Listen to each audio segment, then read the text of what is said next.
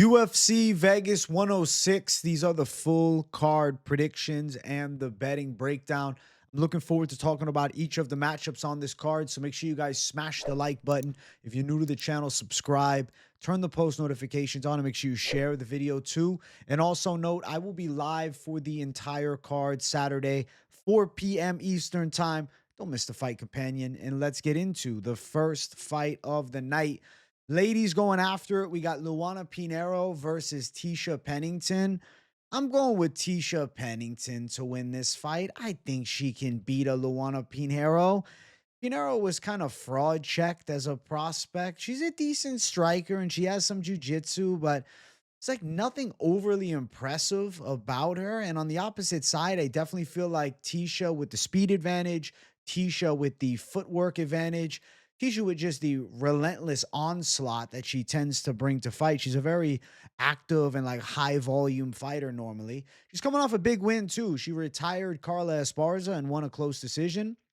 Controversial-esque, but still did get it done on the judges' scorecards. And to be fair, though, if you look like against Tabitha Ricci, she was absolutely in that fight and she could have got the nod. And then same even with the Mackenzie Dern fight. Like she could be riding a nice win streak heading into this matchup if for one judge to favor it towards her, or one more, I should say.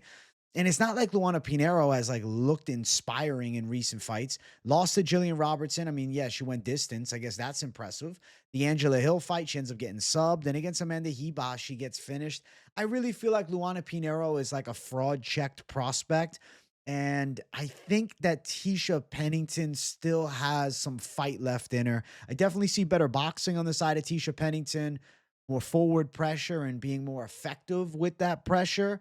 I'd say faster hands, and overall, I would say a more well-versed MMA game. Pinheiro's got like the judo base to her, but I don't know, man. It's not all that to me. I don't watch Pinheiro and think like, yo, maybe she could turn this around. She just had some close decisions.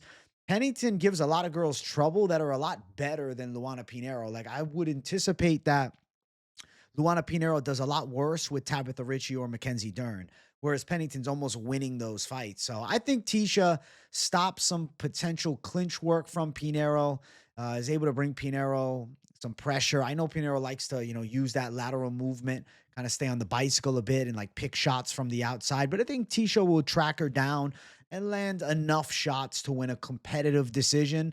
I'm going to go Tisha Pennington on the scorecards. I think she can outwork Luana Pinheiro and land some of the bigger shots, and I think she'll get it. I think she'll get it. Now, she's a minus 450 favorite. The odds are terrible here. What was that at open? Minus 300. So huge favorite, Tisha Pennington. This should be kind of a layup fight for Tisha. But, you say that, and then she ends up looking completely washed and having her worst performance. I just don't think Luana Pinheiro is that good. Plus 350. Tisha's a longtime staple of the women's strawweight top 15.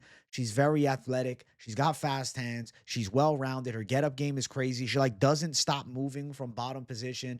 You have to give Tisha the credit and respect that she's owed after being in the game this long. I'm going to say she wins. Over 2.5, yeah, probably. Minus 450. I think that Tisha, decision win. She's able to outwork Luana Pinheiro and give her her fourth straight loss, and probably her walking papers too. So to start the card off, we're going Tiny Tornado, Tisha Pennington to outwork Luana Pinheiro and beat her on the judges' scorecards. Let's keep running up. Next fight on the card, we have Hyun Park versus Carlos Hernandez. I'm going to pick Carlos Hernandez, guys. I think he can beat Hyun Park. If you really think about Hyun Park's game, it's kind of overrated and unimpressive at a high level. And I'm not saying that Carlos Hernandez is the most impressive fighter of all time, but Hyun Park's 2 UFC wins are the road to UFC finale, where he beat Sodiq Choi, who I just don't think is all that good. Kind of sloppy boxing, okay pressure, but really isn't much of a high caliber athlete. And one of those guys from that Asia circuit that just wasn't that good. He only had 7 pro fights too. And then Shannon Ross, who was an Australian journeyman in like anything UFC or Contender Series alike, he's getting knocked the fuck out in all of those fights. Hyun Park has been a certified can crusher at a relatively high level. On the opposite side, Carlos Hernandez has been in there with Tatsuro Tainara. Yes, he got fucked up, but still took on, a relatively high level guy in Taira. He went in there with Alan Nascimento, got subbed, but then he fought Ray Saruya, who's got nasty jiu-jitsu, and he did well in the third round and was able to survive the first two. He didn't quit on himself. The Top Noi Kiram fight, he ends up winning a competitive decision. The thing about Hernandez that I like is he doesn't wilt. He's not going to give up on himself here, and Park hasn't beaten anybody good. Like, Park's skill set looks sharp, and like if you just look at recent fights for Park, you'll say, okay, well, he looks explosive. His hands look pretty fast. He seems to have power for sure, and a pretty knowledgeable distance management game with some grappling and with submission threats too. But it's against guys that are just not good, that don't show much resistance. Like, I know for a fact Carlos Hernandez can wrestle, and I know Carlos Hernandez can mix it up with the hands too. And he's not going to wilt. He's going to be in your face for all 3 rounds. And I'm just not so sure Hyun Sung Park is going to be able to put it on him. I can see Park having early success, but what happens when Hernandez's pace starts getting to him? Could Hernandez take a 29-28 decision and give Park his first loss? I don't think that's a crazy take. I don't think that's an unrealistic outcome either. I think Carlos Hernandez can box with Park. I would say Park's got like sharper kicks to the legs, a little bit faster from the outside. But then again, Carlos Hernandez is going to be an inch taller with an inch in reach on him too. And I'd say Hernandez pressure is going to be an aspect that I expect in this fight. And I think he'll be pretty effective with it. I feel like Hernandez with the wrestling, at the very least, the defensive wrestling should allow for him to have moments in the striking, but I could see him taking down a more fatigued Hyun Sung Park. I really see this as like a 50-50 type of fight, whereas I know for a fact Hernandez, he's got 3 UFC wins. He's not beating good guys, but he can absolutely bring the dog out in each of those fights and has shown dog in these fights. Hyun Sung Park is literally just in showcase fights in extremely favorable matchups time and time again. Looking at it, it's like, how can I go out and pick Hyun Sung Park? Just say, oh, well, the odds have him as the favorite, so I'm just going to pick him because he's 9-0. I'm going to pick him. He's 29. He's not 25. How much better is he since the last fight, which wasn't that recent? I mean, 1 year and 5 months ago. In that amount of time, we've seen 3 fights for Hernandez. He was fighting against Taira 1 year and 5 months ago, and Tyra's legit top 5. And then Ray Saruya, like, I'm impressed that he was able to do as well as he did in that 3rd round and bring Saruya some trouble. And then against Naim Jargal Tumendumbro, he gets to win in Macau, which is honestly like a super suboptimal circumstance traveling across the world. And now he's at the Apex. I think he'll be more comfortable there. I think with the Apex could give him some moments to strike well in close range with his boxing. Could back Hyun Sung Park up a bit against the cage. Could even nab a couple takedowns. I think Park is explosive. I think Park is well-rounded. And I think Park is decent. It's just... it's good work against shit. When you have, absolute cans on the resume and you go out and beat them, you're going to have kind of an overinflated look. You'll say, oh, well, Park, man, look at the finishing ability. Yeah, but he hasn't fought a Carlos Hernandez. What happens when he meets somebody that takes a shot from him and then fires some big shots back, walks him down, is bringing the thunder and not quitting in all 3 rounds? I'm going to say Carlos Hernandez by a split or even, 29-28 decision. I'll say he gets it in a competitive back and forth fight. I think Hernandez could give Park his first loss, man. I'm not sold on Hyun Sung Park at all. Plus 145 for Carlos Hernandez, Park at minus 170. I think it's a back and forth fight that has implications of going into the later stages. Over 2.5, minus 250. This is the find it all out fight between Hernandez and Park. We're going to know. What does Park really bring to the table? Is he actually, like, if he goes out and fucks up Hernandez, oh shit, keep your eye on Park. But if Hernandez backs him up, gets in his face, and wins some key exchanges at the Apex and nabs a competitive decision, I'm not surprised. I'm not surprised at all. So I'm picking Carlos Hernandez to pull off the upset here. I think he can land a bit cleaner. I think he can be a bit more effective with pressure. And I think he can give Hyun Sung Park a bit of a fraud check here. And I'm going to go with Carlos Hernandez to get a W in a big upset. Let's keep moving up. Let's keep on moving up the card. Next matchup, we got Denise Gomes versus Elise Reed. Ladies going after it. I think Denise Gomes wins. I feel like Denise Gomes is definitely the more powerful striker. She got faster hands, good hooks, good flurries. Girl that can sit on her shots pretty well too. I like Denise Gomes when she brings pressure. I like her multi-shot combinations. I like her quick hands. I like her athleticism. I even like her knees to the body. I like her work in the tie clinch. In close range, she's got an advantage. And Elise Reed on the other side, I mean, she's got decent kickboxing from distance. She's pretty sharp. I think Elise Reed's a bit underrated. You know, she gets a bad rep for certain matchups, but there's good moments for her. Like Elise Reed's got skills. She's not awful. Elise Reed's decent. You know, has kind of like a creative stance, has the hands out at times, a bit of like a low flow style stance. And I'd say she's actually like deceptively fast. Grappling skills are okay, but also her submission defense is suspect. Now, lucky for her, she's taking on Denise Gomes, who's not normally going for submissions. Got no sub wins in the UFC, but she competes in grappling too, though. I see Denise Gomes with an athleticism advantage. I see Denise Gomes with a physicality advantage. I see Denise Gomes with a punch power advantage. I see her with just a pure offensive striking edge. I think that Reed might be better from long range, but literally the reach is the same here. So Reed's going to have to be sharp as fuck with kicks and jabs to keep Denise Gomes at bay for 3 rounds. I think Gomes will land something big at some point. And I can see Denise Gomes getting to the body lock, dragging Elise Reed to the ground, having a little bit of success with ground and pound. I think Denise Gomes beats Elise Reed. She's alive for a finish, but I'm not crazy about the finish call. Gomes has shown power, but she definitely is a workhorse and can go 3 hard. And you have to respect her for beating a big grappler in Eduardo Mora, too. Even though it was like, you know, a drained out Mora at 115. I think it's still pretty impressive. Beat Kavokevich, a good vet. But to be fair, Elise Reed, she got the W over Jessica Penne last time. You can't shit on that performance. Like, Elise Reed's striking looked sharp there, and she looked quicker than before. But to say, you know, a negative about it, Jessica Penne is 40 years of age, and I think Denise Gomes handles a Penne too. And then the fight before that, Lupita Godinez subbed her up. Godinez is obviously pretty good with her pressure and offensive wrestling, but for her to get the finish, it's like, okay, Elise Reed's getting checked on the ground a lot. Beat Jin Yu Frey, but Frey is not good. And then Loma Lookboonmee, she actually had okay moments on the ground with Loma Lookboonmee after hitting a reversal in round 1, but then she gets subbed up quick in round 2.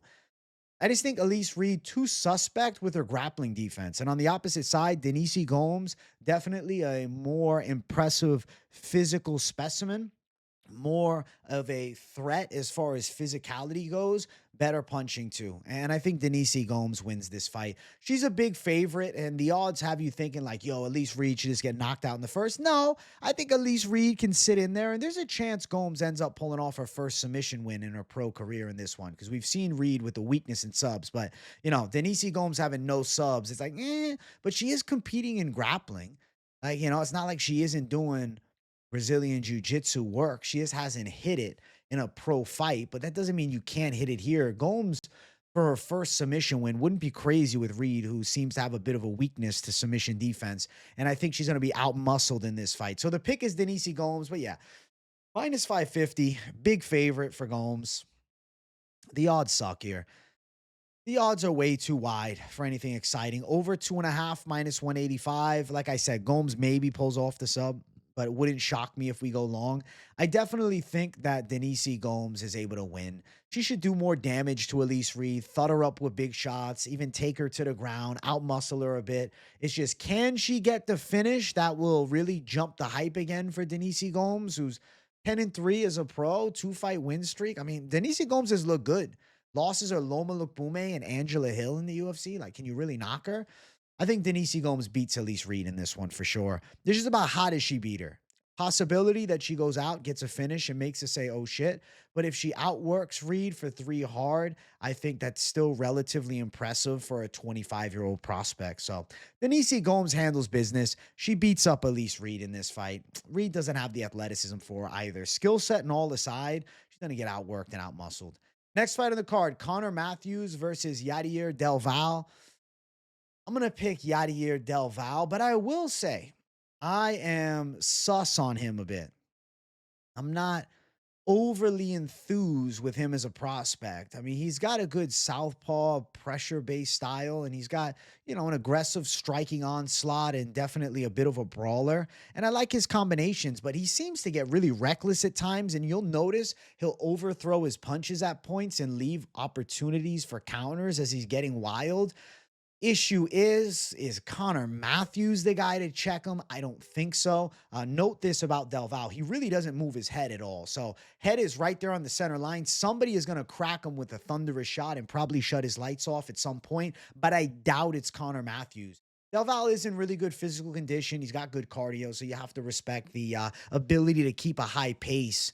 Now, Mathews does have okay wrestling, could maybe nab a couple takedowns, but I doubt he's submitting DelValle. And then I'm thinking about the stand-up. I mean, Mathews' boxing is okay. He's a southpaw too, and, he's got all right straight shots. It's just he doesn't really have much explosiveness, isn't like a very high-volume striker. I guess the terminology I'll use, he's like kind of flat as far as his striking goes. There's nothing that makes me say, yo, Mathews could land something. Like, I think DelValle can eat everything that Mathews throws at him.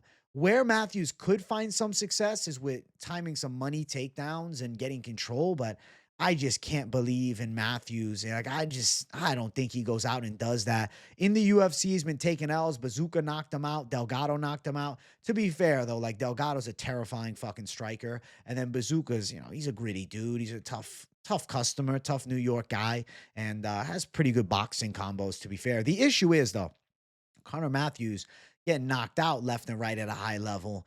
And it wasn't long ago that he was fucked up by Jose Delgado. I'm thinking in this one, even though DelValle has some flaws and he couldn't get the knockout here against Monterio, and he's honestly been kind of a decision machine as of late, does have this sub here. I just think Connor Mathews' chin could be susceptible to damage. Like, I think DelValle, it's decision or KO, but I think he could overwhelm Connor Mathews, back him up with big shots, and I think he could end up putting Mathews' lights out. I'm expecting Mathews to wrestle, and I'm expecting DelValle to show some takedown defense and then make it a brawl on the feet and just catch Mathews with a devastating punch.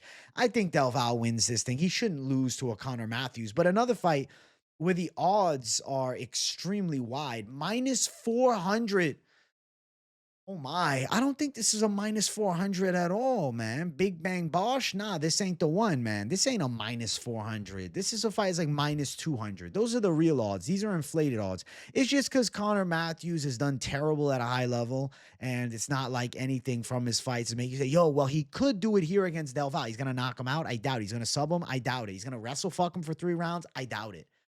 More than likely, DelValle beats up Connor Mathews, getting in his face, throwing big shots, making him uncomfortable, winning the striking exchanges. The over is actually minus 160. Mathews could go into the later stages, but getting knocked out a little under 3 months ago for Mathews, being 32, nearly 33, he's only got 10 pro fights. I feel like DelValle could end up KOing him just with that relentless pressure style. He's got 2 KOs, 2 subs, 4 decisions. We've seen every method, but I think DelValle could overwhelm Mathews. But if he goes out there and wins the decision, don't be shocked. That's really what I'm getting at here. If he outworks Mathews, lands some decent shots, back Mathews up a bit, avoid some takedowns, but he maybe even gets taken down at some point. This is like a closer fight than the odds will have you anticipating. Don't be like, whoa, I didn't see that coming. No, because DelValle's not all that. I don't think DelValle's this beastly prospect to watch. I think he's a tough customer. He's a good brawler. But I feel as though there's some flaws to his game that are going to get him absolutely starched as the level jumps. But Connor Mathews is about as bottom level as you can get as far as the UFC featherweight division goes. And I'll say DelValle does beat up Connor Mathews in this fight. And I feel like KO's live, but decision wouldn't shock me either. I think KO or decision. But seeing, recency for Connor Mathews, my mind says he probably ends up taking a big shot and going down. Let's keep going up. Next fight, ladies. Luana Santos, Tainara Lisboa. I'm going to pick Luana Santos, but I don't really love the pick of Luana Santos because at times I feel like she gets sloppy as hell. At times I feel like her striking looks a bit slappy. The issue is Lisboa is like, I don't know, an unproven Muay Thai fighter who's 34 years of age with less fights than Luana Santos in MMA. She hasn't fought in a minute, man. She fucked her knee up bad. She had surgery, a year and a half ago. Oliveira was taking her down at times, and Oliveira was bringing pressure to her, and Oliveira was scheduled to fight Shauna Bannon at 115, and this is a damn bantamweight fight? Make sure. Yeah, it's a women's bantamweight fight.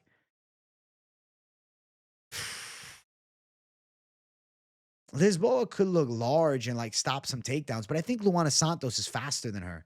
I think Luana Santos is better at wrestling slash judo than her. I could see Santos landing some throws. I can see Santos winning the grappling exchanges. If you look at grappling skill sets, like you'll see that Santos is a faster grappler on the mat, quicker transitional speed, better percentage of chance of reversals.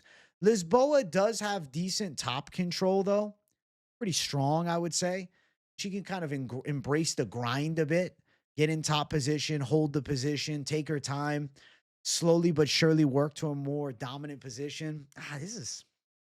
This is a more competitive fight than like, you originally just look at it, you're like, oh, Santos the prospect, Lisboa is old, but it's like, Lisboa is not terrible though. It's just she doesn't have this great finishing ability. I was like, oh, well, she submitted Jessica Rose Clark. Jessica Rose Clark was beyond washed at the time they fought. Luana Santos still has fast hands. She can mix her shots up pretty well. She fucked Juliana Miller up real easy, but again, it's at 125. And then she fought and missed weight again. Which matchup did she miss weight? I want to double check. She missed weight against Stephanie Yeager, coming in at fucking 139, confused the shit out of me. But then she's fighting at 125, no issues. The Casey O'Neill fight was at 125. She came in on weight. Did lose, though. She got outworked, but she still went 3 rounds with Casey O'Neill, who's top 15.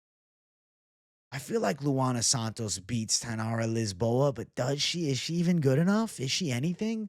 She's 25. I'm looking at the youth factor and the upside. I'm looking at the layoff for Lisboa. But I'm looking at Santos as not being all that dangerous and Lisboa having a Muay Thai background. It's just like in the actual octagon, when you think of Lisboa, I feel like sometimes I think more of physicality, the threat of top control. And then outside of the UFC, I mean, it's a lot of cans. So she beat Jessica Rose Clark and Ravonna Oliveira. Not big wins. Luana Santos, like she beat Agapova, who turned out to suck. Stephanie Yeager, who at one point was okay, beat up Juliana Miller, and then it's a loss to Casey O'Neill. Neither one of them proven, but here's how my brain works with predicting this fight. Luana Santos is more athletic. Luana Santos is nearly a decade younger. And Luana Santos has better throws. Now, Lisboa could land traditionalist takedowns, I feel. As far as the striking game goes, I feel like it's pretty tit for tat, but I feel like Santos maybe a bit faster, Lisboa maybe a bit more tactical. I see why the odds are even here. This is a fucking coin flip fight when you really sit down on this matchup. I think Luana Santos is so fucking overrated, though. And I'm like, is Lisboa just going to find a way? Let's look. Let's look at the odds. Plus 120 for Lisboa. Santos minus 140. Oh, my God. Oh, my God. Minus 300 for the over 2.5. Probably goes over 2.5. I don't know why, though. As I'm breaking it down for you guys, I'm like thinking to myself, Lisboa out-muscling Santos. Lisboa winning some key grappling exchanges.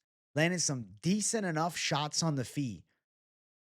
It wouldn't shock me if she pulled this one out in close fashion. Am I about to do a pick flip live? No, I'm not. Because she hasn't fought in a year and a half. I'm waiting till the weigh-ins. I don't know, man. This is one of those fights where it's like Lisboa has an opportunity to find a way. It's just Luana Santos, you feel the upside, towards her. It's like, oh, this should be Luana Santos's fight. She should be faster than Lisboa. She should be better at grappling than Lisboa. But is she really, though? You know what cards absolutely whoop me mentally, guys? UFC Apex cards like this get me in my feels, man. Get me in my head, too. But no, I'm pretty confident. I feel good. I feel good about a lot of picks on this card. This matchup here is just one to scratch your head at. I don't know why everything is telling me inside of me Tainara Lisboa. I'm flipping the pick live. I'm going Tainara Lisboa. I think Luana Santos is overrated. And she's fighting at 135. And I'm thinking like, yo, Stephanie Yeager win, though? That's kind of shit. Like, Stephanie Yeager got quickly subbed by Aliskiva, and she was pretty much washed by the time she fought Santos and still went 3 rounds. Then Luana Santos gets outworked by Casey O'Neill, but I don't even think Casey O'Neill's good. Ariane Lipsky beat her. And then she beat Mariah Agapova. Agapova's terrible. Beat Juliana Miller. Miller's a horrible striker and fought terrible in that fight. I feel like Tainara Lisboa is winning. I'm pick flipping live, guys. I'm going towards the side of what I feel, man. I don't know. As I broke it down, sometimes you do the tape, you think you have a pick, and then you start talking about it, and it's like, what am I saying?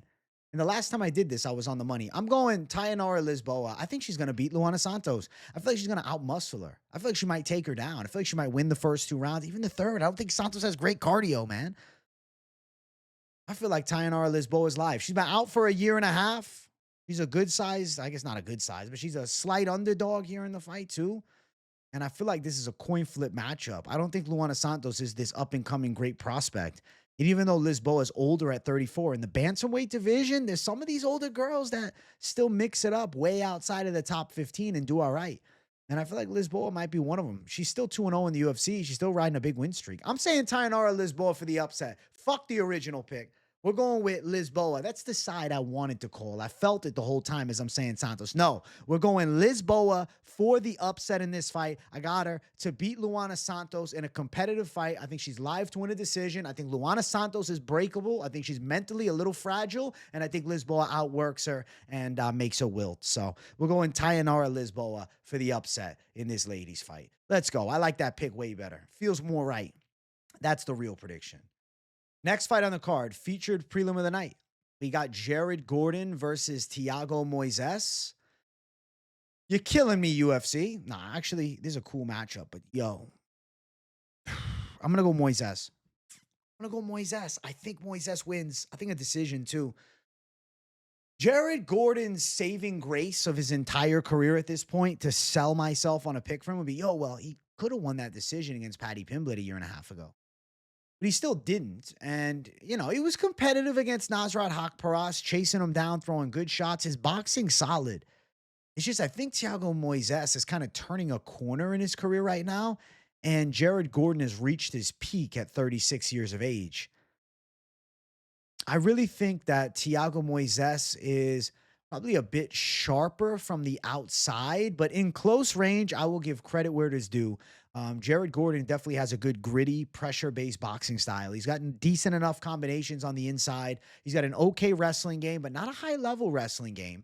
And he does have some solid boxing combinations and doesn't fear getting hit. Like, he's willing to close that gap and throw hard, even rely on his chin. On the opposite side, Moisés has got a decent, like, Muay Thai-esque kickboxing style. He's actually started to develop some really snappy calf kicks, which I think could work here.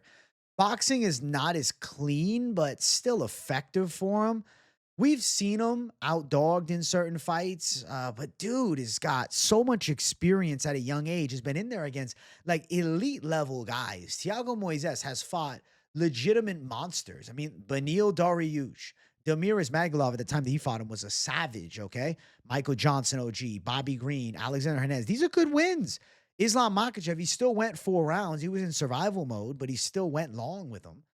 Well, Alvarez fucked him up, but Alvarez is an absolute monster. And still, though, I think it's good experience to fight savages like that. 2 wins there. Beat Costa, who's also on this card. Benoit Saint-Denis lost. BSD absolutely outdogged him. But again, BSD is kind of just a savage monster. Ludovic Klein ends up beating him by a decision. But shit, he almost got that knee bar. And he just beat Trey Ogden, who'd been looking really good. I thought Trey Ogden was probably going to beat Moisés, but nah, Moisés came in. He changed up something. He changed up his strength and conditioning protocol. They say now he's doing more like sport-specific strength and conditioning as opposed to like bodybuilding. And he definitely looked faster in that last fight. I think that Thiago Moisés can work in the striking well against Gordon, especially more from the kickboxing range. As it turns into nitty-gritty close-range boxing, I favor Gordon. But here's the thing. Thiago Moisés could drag this fight to the ground. I do believe Moisés is definitely the better grappler between the two. We've seen Jared Gordon out-grappled in certain fights in the past. We've seen him submitted before. I think Thiago Moisés could make this a grappling fight if need be. Like if Gordon's pressure is mad relentless and Thiago Moisés is getting walked down a bit, like I think he could tie up with Gordon, make it competitive in the clinch. I do think Gordon will have moments of shoving him off and throwing hard back, but I could see Moisés getting Gordon down. I can see Moisés even climbing his back against the cage. I think that Moisés is the more athletic fighter. I think Moisés is faster. And at 30 years old, Moisés is absolutely in his fighting prime right now. And I think he's getting better with each and every fight. And I think he'll look good here against Gordon. Like the loss to Ludovic Klein, looking at it, still not like a horrible loss. I know Ludovic kind of let us all down with Roosevelt Roberts winning kind of a meh decision. But he still fucked up like Ignacio Bahamondes and shit. Ludovic Klein's a beast. And then beating Trey Ogden demands respect. Jared Gordon's win over Mark Madsen is cool, but Mark Madsen was really not that guy. Mark Madsen already kind of, I don't know, was proven to be a bit overrated, and then Gordon just put him to bed. Beat Leonardo Santos, another old guy. Like, his wins are against like old dudes. He's not beating 30-year-old savages on the come. He was, oh, well, he should have won the Patty fight 2.5 years ago. Leave me alone. I said a year and a half earlier. I meant 2.5. A long time ago as far as fight time. That might as well be a decade as far as fight time. I'm going to say Thiago Moisés wins. I think he wins a decision. I think Jared Gordon makes it a hard fight. I think Jared Gordon lands some decent shots, and I think he has some moments, but I feel like Thiago Moisés is a sharper blade. Odds are even, -112 to -108, pretty much 50-50 lines. And then looking towards an over in this fight here, the over is -325. I'll anticipate this fight going over. I don't think that Gordon is knocking Moisés out, and I really don't think Moisés is subbing Gordon up. I'm going to go with Thiago Moisés to take this on the judges' scorecards in a nitty-gritty back-and-forth fight, but I'll say Moisés shows a solid level. And I know people are riding high with Gordon's win, or rather his win. People felt like he won. His loss against Haqparast, especially with Haqparast then pulling off the upset with Esteban Ribovics. But such a different stylistic clash here with Moisés. I'm going to go Thiago Moisés. Kick should look on point. I think his striking looks decent, and I think he could potentially threaten Jared Gordon in the grappling, which would actually be a good avenue to go down to mix things up. And even if he doesn't get a finish on the ground, more successful striking exchanges will happen because of a potential takedown threat. And I don't think Gordon's going to want to go to the ground with Moisés because Moisés' jiu-jitsu is legit. We'll go with Moisés for the win. I think he beats Jared Gordon in this fight. Next fight on the card, it brings us to our main card. If you haven't yet, make sure you hit that like button. If you're new to the channel, subscribe. We got Matheus Camilo versus Gabe Green. I'm going to pick Matheus Camilo. I mean, this is a lightweight Gabe Green. We haven't seen this in the UFC. We haven't seen him fight since 2023, 2 damn years ago when Brian Battle flatlined him in one shot. And now he's fighting at 155 against a kid that seems to have some good potential. He just took out Nurmagomedov. Remember that guy that was at the press conference leading up to what pay-per-view was it? Off the top of my head, I don't remember. But he was able to get Dana White to give him a chance on looking for a fight. And he was taking on Camilo, and Camilo ends up beating him. And like they were there to see Nurmagomedov, and Camilo pulled a big performance out. He's a highly rated Brazilian lightweight prospect right now from Nova União.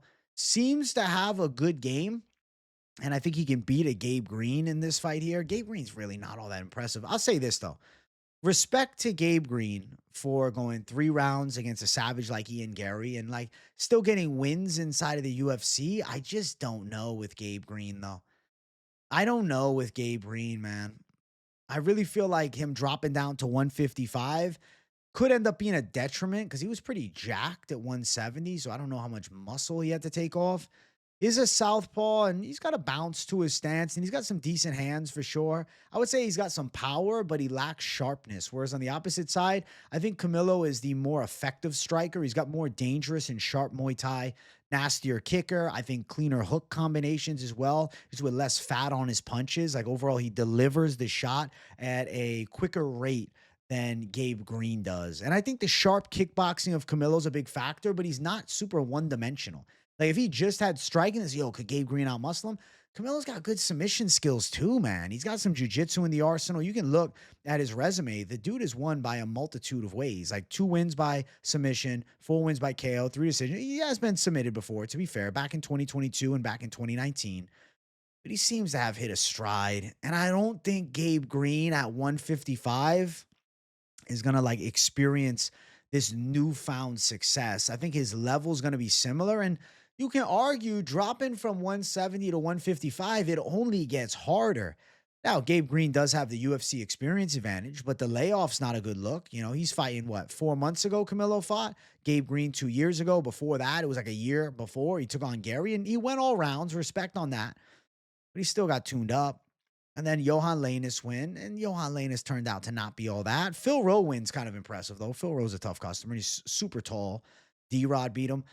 I feel like at 155, though, Camilo's going to handle him. I feel like guys drop down in weight, and then, you're going to anticipate more of an advantage than you end up getting. Is that weight cut's going to drain Green a bit. Now it's lightweight Green, and I don't think lightweight Green is dealing with a well-versed prospect from Nova União like this. I think the striking favors Camilo. I think the grappling favors Camilo. I think the whole damn fight favors Matheus Camilo. And I'm going to say he beats Gabe Green. If Gabe Green's chin holds up and the submission defense is as sound as it can be, I think like decision, Camilo outworking him. Minus 170 for Camilo. Gabe Green plus 145. I don't know why I'm like imagining a nasty elbow from Camilo and Green could drop, but I might be thinking of that Barry Alton Bruno Silva fight and just running replays in my head of that. But Camilo by elbow KO is this delusional thought that I'm having. Maybe it's genius. Over is minus 120. Debut for Camilo, small cage too. Gabe Green getting knocked out in one shot in his most recent fight and then dropping. Camilo by KO doesn't sound crazy to me. He's gotten how many KOs in his last 5? 1 KO in his last 5?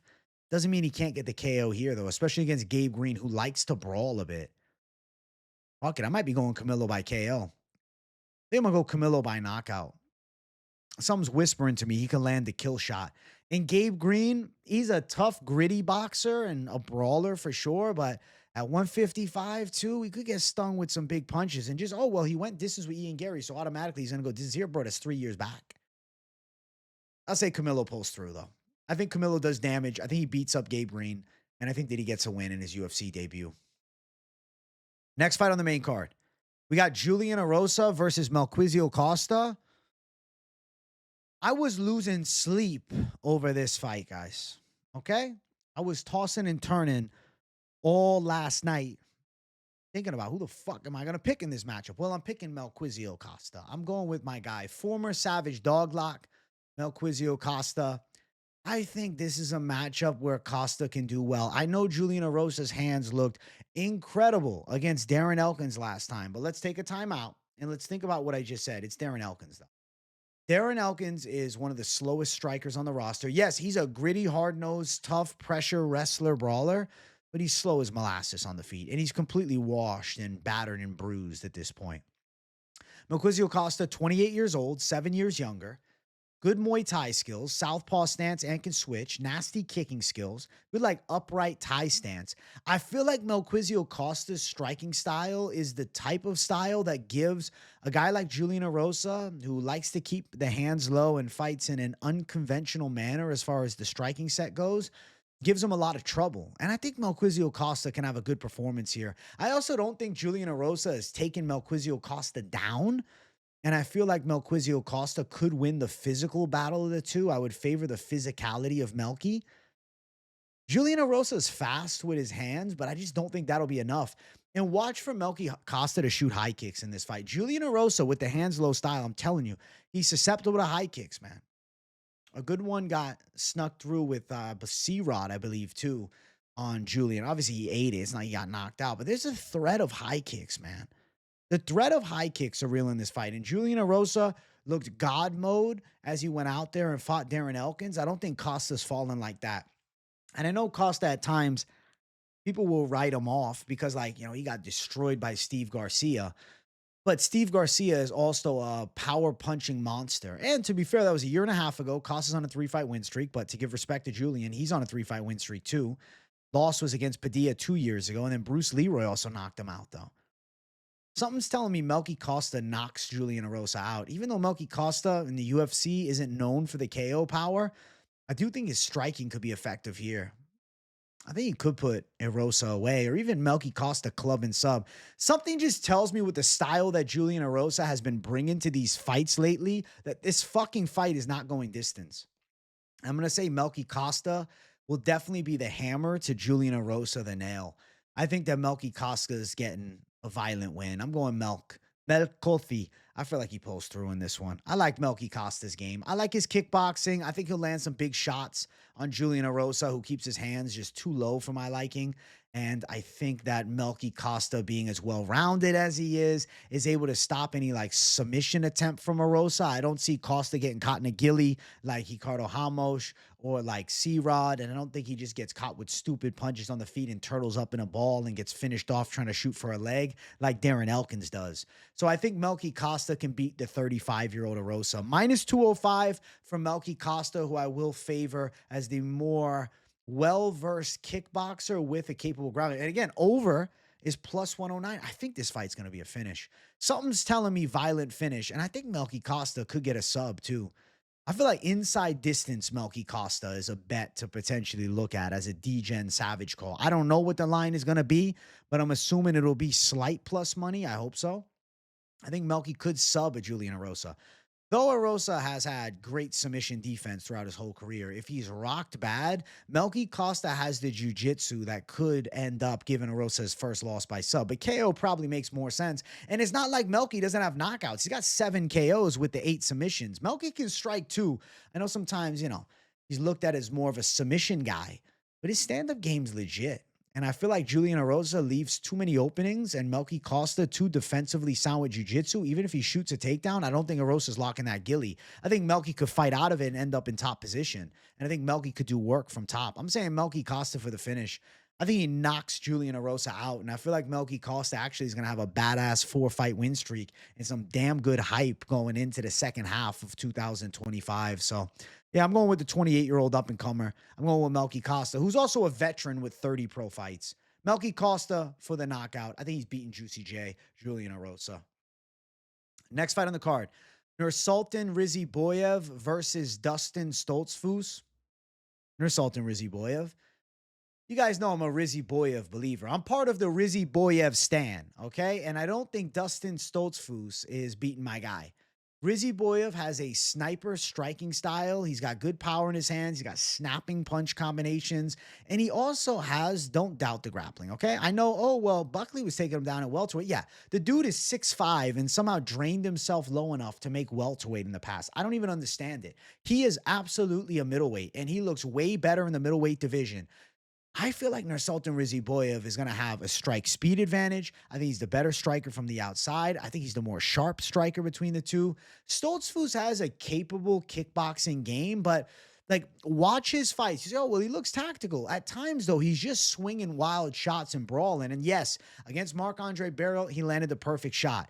On the ground, Dustin Stoltzfus is actually deceptively strong. He's got good takedown threat, good enough, not great. And he does have good Brazilian jiu-jitsu skills. Like he had moments where he got on top of Bruno Ferreira, so you got to respect it. And obviously beat the fuck out of Marc-Andre Barriault from top position. But I'm just not sold on Stoltzfus taking down and beating my guy Nursultan Ruziboev up. I feel like Ruziboev is going to be able to stop some potential takedowns from Stoltzfus. And as things get rough for Stoltzfus on the feet, I feel like he tends to wilt. And I think that Nursultan Ruziboev is going to let some fast punch combinations fly. I think he's going to look good from the outside. I think he's going to defend the takedowns of Stoltzfus. And Nursultan Ruziboev's got nasty jiu-jitsu skills too, especially at 85. Look, 20 wins by submission for Ruziboev, 13 knockouts.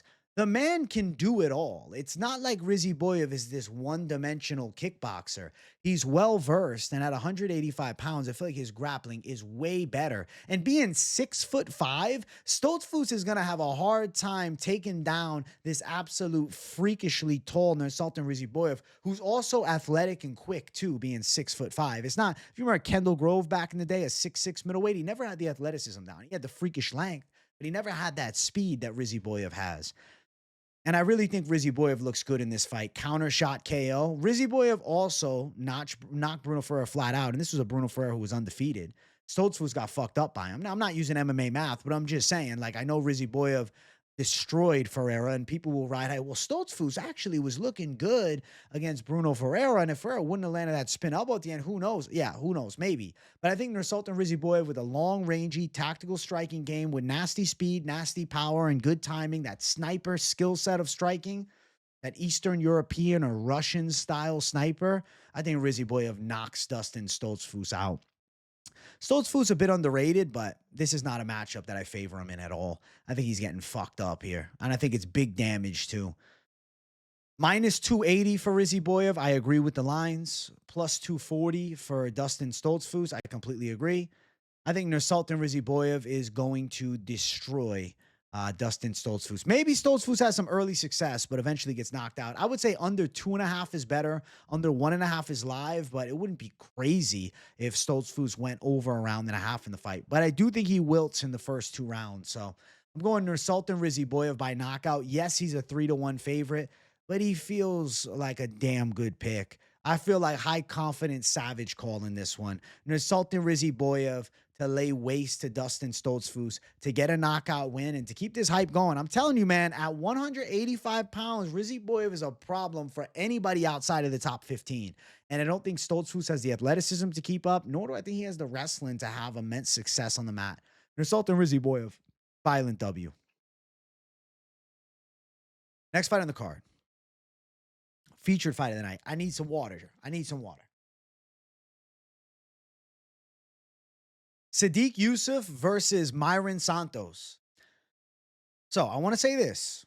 Mairon Santos' last fight, I thought that he had lost to Francis Marshall, man. Francis Marshall was in his face making it a dog fight.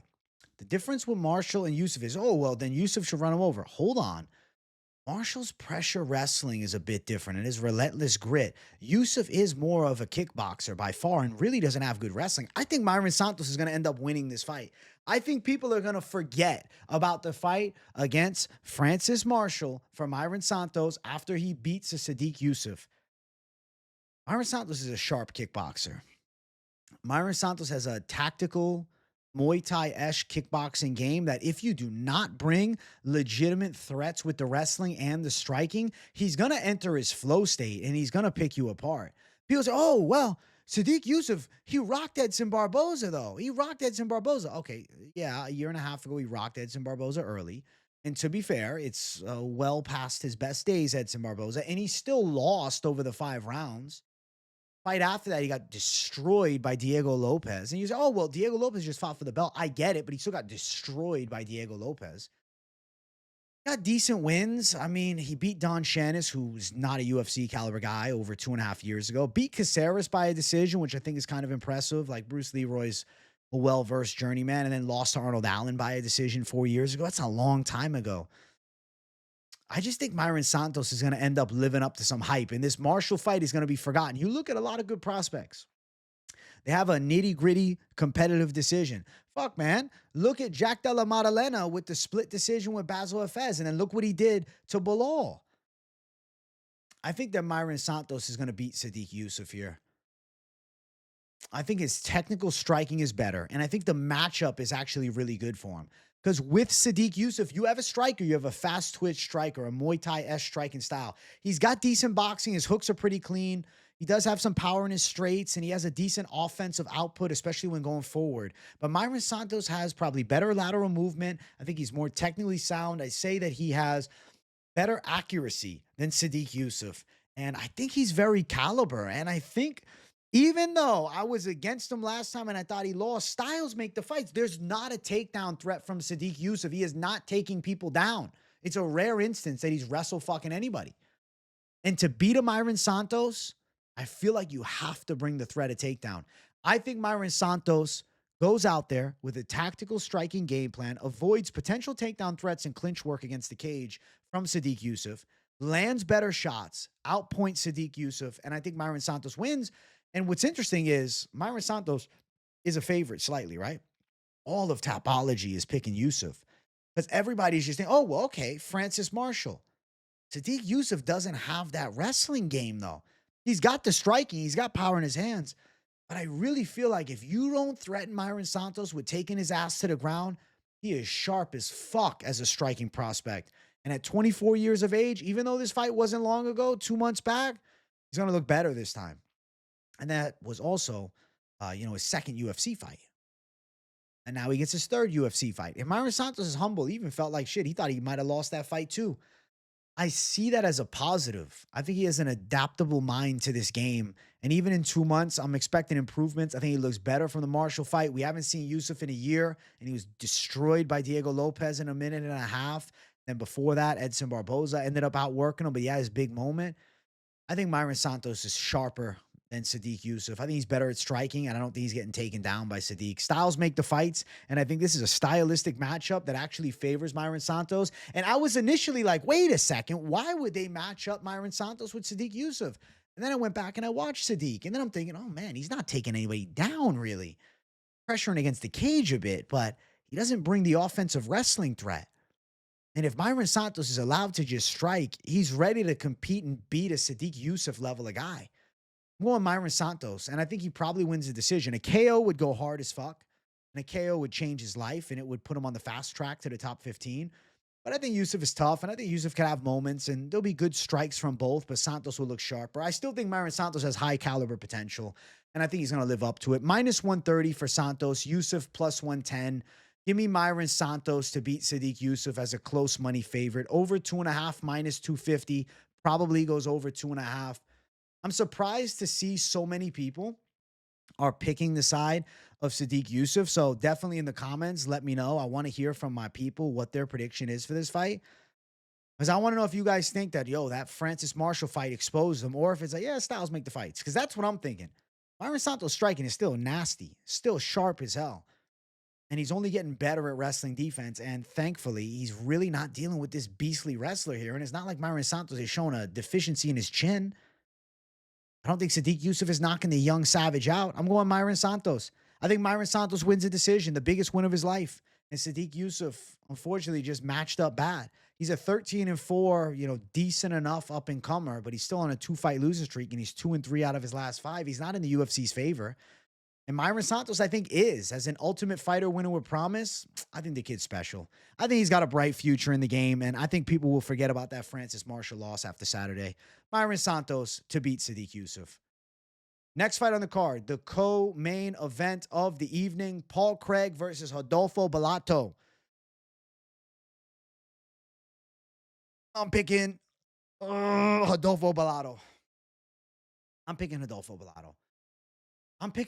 Bellato. As much as I was like, wait a second, can I pick Craig? I can't, man. Paul Craig's striking is just really not that good. I know Rodolfo Bellato is so fucking wild, and he leaves openings, and he's really... Rodolfo Bellato's getting cracked by Ihor Potieria, but it's just... Paul Craig doesn't have dangerous striking in 2025. Maybe against Shogun back in the day, but not now. He got outstruck by Bo Nickel, and at the end of the day, to be fair to Bo Nickel, Bo looked really good in that fight. Going back on the rewatch, I was like, actually, Bo looks sharp as fuck here. The Ritter's just a savage. But it makes me ask the question, Paul Craig's 37. He's 17-9 as a pro. He's 1-4 in his last 5. He wasn't doing good at light heavyweight on his way out, too. He got fucked up bad by Johnny Walker. Did go distance with Volkan Ozdemir, but still got fucked up. Paul Craig is the submission ace. The way that he wins fights is submission, and, he beat... Muniz with some grappling. But Muniz, his most recent win, just got destroyed by Ali Askarov and has looked horrible. I feel like Muniz is washed. Paul Craig's down 3 in a row. And he got submitted against Brendan Allen, who's a really good middleweight. He got knocked out by Kyle Pariah, who's a top contender at middleweight. And he beat Bo Nickel, who is a recently busted prospect, but I still think a talent in MMA. Or he lost to Bo Nickel, I should say. He didn't beat him, but Bo got beat recently.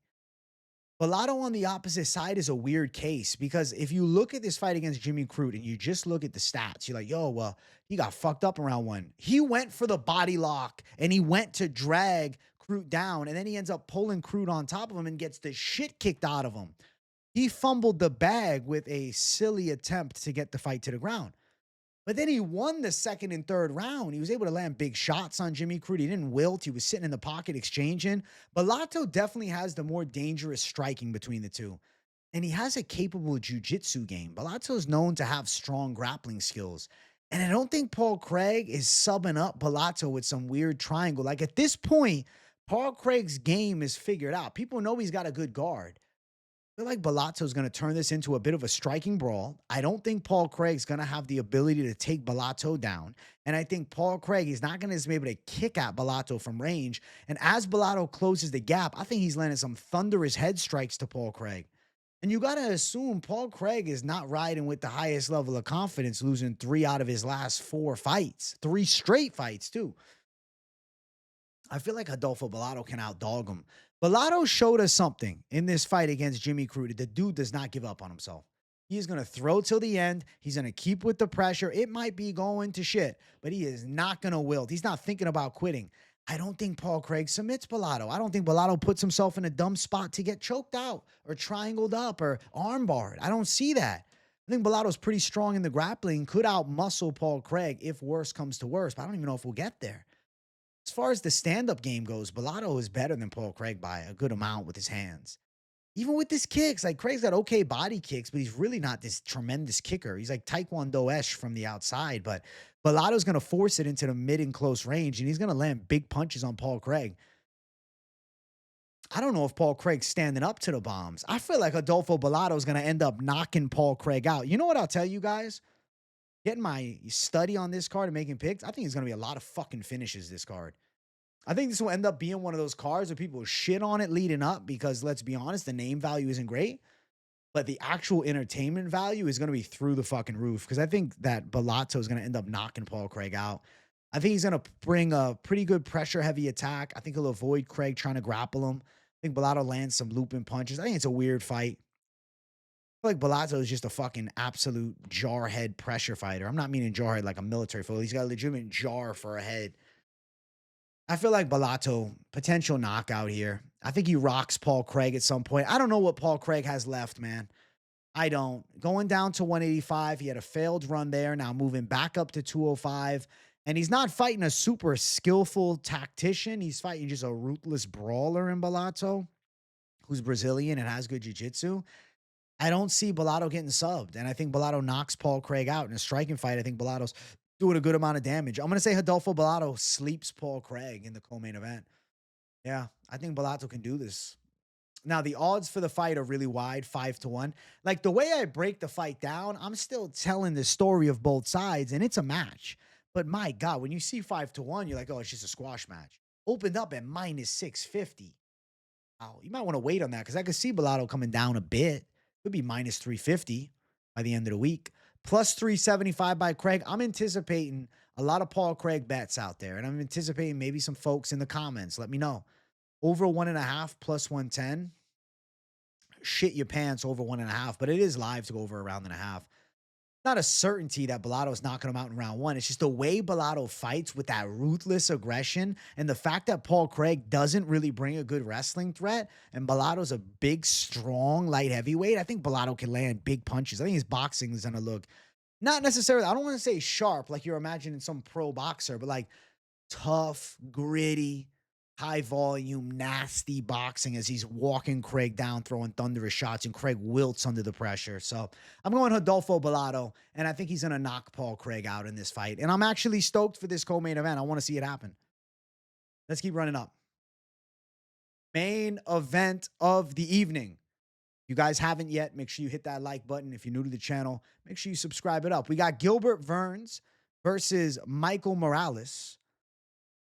The pick is Michael Morales, as I almost botched Burns' names. And Burns? Did they say Burns, bro? Sound like I'm from Romania or something like that. I think that Michael Morales is going to look good in this fight. I really think Michael Morales is a star-studded prospect. But I'm not just picking Michael Morales. You're like, okay, so how you picking him, AJ? You think indecision, maybe? I think Michael Morales is going to chin Gilbert Burns. I think Michael Morales is going to fuck Gilbert Burns up in the striking. Morales' hands are nasty. Morales has got quick boxing skills. He's athletic. He's smooth. He's got multi-shot combos. He's got the damn Ecuadorian wrestling base too. And he's kind of a super athlete. And the way that he strikes, you watch it, yo, this guy's got potential. But then, you know, we all are victim of doing too much of the, paralysis by analysis. You say, well, yeah, he fucked up Neil Magny after the, back elbow. But, oh, he didn't knock out Jake Matthews or he didn't knock out Max Griffin. True, but he's 25. And he seems to be finding his flow. He knocked out Adam Fugit. He knocked out Trevin Giles. Michael Morales can strike, and he's got knockout power in his hands. He's got a lot of speed. His boxing is smooth, man. And Gilbert Burns with more of the tight and stiff Muay Thai style, I see him getting stung with something big. Let's be real, man. Gilbert Burns is on the downslide. Got dominated to the decision against Sean Brady, but it's also a matchup where there's not much of a striking danger threat. Brady's the better grappler. Brady's strike is decent. He's a skillful striker, but he's not a power striker at all. Fight before that, obviously a war with Jack Della. He ends up getting knocked out. And, this performance for Gilbert looks better now, but I don't think it changes my opinion about this fight by any means. And then Bilal ended up outworking Gilbert. And then, he beat Masvidal. He beat Neil Magny. These are whatever wins from a long time back, 2 years plus. I think Michael Morales looks pretty good. I don't think Burns is able to wrestle up Michael Morales. Though Burns has high caliber jiu-jitsu, I don't see him submitting Morales. I don't see him taking his back and grabbing a rear naked choke. I don't see him dragging him to the ground, getting top position, and landing ground and pound. I don't see him throwing up a triangle from bottom. I think Morales could end up on top and actually throwing some tactical ground and pound if need be. Morales has that Ecuadorian wrestling base. Morales is a freak athlete. Look at the physicality side. 6 foot with a 79-inch reach. Michael Morales has the wingspan of a motherfucking heavyweight, okay? And he's got the hand speed of a lightweight. Michael Morales is nasty quick. And his boxing's only going to be getting better with the wrestling base, but the also freak athleticism. Morales has always seemed like the next guy up. And at just 25 years of age and seeing right now a shift in the UFC welterweight division with the new blood starting to take over, Michael Morales is one of those guys to keep a close eye on. Jack Della Maddalena in his 20s just won the belt. You see Ian Gary on the come up right now in his 20s. Savage on his way to the top. There's these younger guys that are starting to overtake the OGs. Burns is of that OG guard. The Usmans, the Burns, even the Bilals at this point. The Colby Covingtons, who's, far out of range of being a top contender anymore. But you get where I'm coming from? This new era of welterweights is super intriguing. I mean, look at Michael Morales. Look at Ian Gary. Look at Jack Della Maddalena. Shavkat Rakhmonov, I consider him still, part of the new era. He's relatively young. There's going to be some amazing fights amongst those 4 guys, I think, at some point. Because I think Morales gets to that level. Michael Morales is nasty. His hands are going to look great in this fight. He's going to fuck Gilbert Burns up. I don't know about first round, but I think within the first 3 rounds, I think that Michael Morales finds a lot of openings on Gilbert Burns, and I think he drops him and finishes him. We've seen Burns knocked out before, and I think we see him knocked out here at nearly 39. Burns down 3 straight. There ain't no big upset comeback for him here. This is not what's going to happen. Michael Morales is going to put on a showcase, and Michael Morales is going to beat Gilbert Burns up. He's going to look way sharper in the striking. I think Burns is going to throw some power overhands, but the way that Burns stands with that very tight tie style, I believe that stiffness could get him caught by clean shots by Morales. And I'm just seeing a Michael Morales KO ending up coming to fruition here. Well, Morales by knockout. He beats Gilbert Burns, and I think Morales is kind of one of those guys to watch, man. Because up next would be a marquee matchup for him after beating a guy who's been amongst the elite for years in Gilbert Burns. The odds for the fight are stupid. Minus 700 for Michael Morales, who should win. Plus 500 for Burns. Do we have any prop bets yet? No, we don't. Wonder what the knockout prop is. We'll see. Over 3.5, minus 140. I think this fight could end up ending sooner. I think at some point throughout this fight, and now the line's minus 800. Wow. At some point throughout this fight, Morales is going to land some thunderous shots. And I think slowly but surely it's going to chip away at Gilbert Burns. It's going to wear Gilbert Burns. The chin is going to show itself eventually. And I think Morales is going to put the final touches on Gilbert Burns' fighting career. And I think Michael Morales is knocking him out. And I potentially will say that Gilbert Burns retires after, and if not a retirement, maybe a fight against like Colby Covington, but he's definitely far from the high-level picture amongst the best in the world at 170 pounds now, and I think Michael Morales is next up. The hands will be too sharp. There's a nasty wrestling base that he's got locked in. I'm telling you guys right now, Michael Morales is one to watch for the next probably 5 years, but if we're just looking short-sighted or nearsighted, whatever, if we're looking recent, or up and coming soon this year, bro, keep an eye on him for the next year. The next year, Michael Morales is going to have a marquee fight. And this is the start of it all. And I think he's going to have an impressive win. I think he knocks Gilbert Burns out in impressive fashion. And I think Michael Morales gets his hype to absolutely blow up. If he goes out there and sleeps Burns like I'm thinking this weekend, Morales is going to be one talked about amongst those high caliber guys and big fights only after this one against the OG. So yeah, Michael Morales to win the main event. Nastier striking, faster, good wrestling base. His takedown defense will be there. He's going to have a high output. He's going to outstrike Burns. He's going to knock Burns out. And he's got an 8-inch reach advantage too. Everything favoring Morales, and add on top of him being 13 years younger. 25-year-old savage in his prime, and one to keep an eye on. Michael Morales sleeps Gilbert Burns in the main event of UFC Vegas 106. Now, those are my predictions for the card. You know, after you go through it and you break it down and you guys listen to me breaking it down, I'm curious what you guys are rating the card now. Like, I think that as far as potential of violence and entertainment, this card can deliver. I think it's going to slap. I think that's going to be one of those Apex cards where a lot of casuals, they're not going to watch, but then they're going to see the highlights and say, damn, oh shit, there's actually some badass fights. I think that it's going to end up being a fun matchup card. You know, stylistic matchups that are entertaining. And even if it lacks the superstar names and whatnot, the big names in the sport, Michael Morales by a knockout is going to become one of those bigger names. So that's my thoughts on this card this weekend. I think it's bringing the thunder, and I'll be here live for the whole thing. So tune into the Fight Companion, tune into the daily content, smash the likes if you haven't yet. If you're new to the channel, welcome. Make sure you subscribe and turn on those post notifications because you don't want to miss a video. You don't want to miss a live stream. I'm happy to have broken this card down, and I'm looking forward to covering some more in-depth topics about this card all week long. So keep your eyes locked in on the channel and tune into everything. I'll see you guys on the next one. W's in the comments if you got nothing to say, but definitely let me know what you think of the picks down below. Thanks for watching, my people. I'll see you all in the next one. Peace out.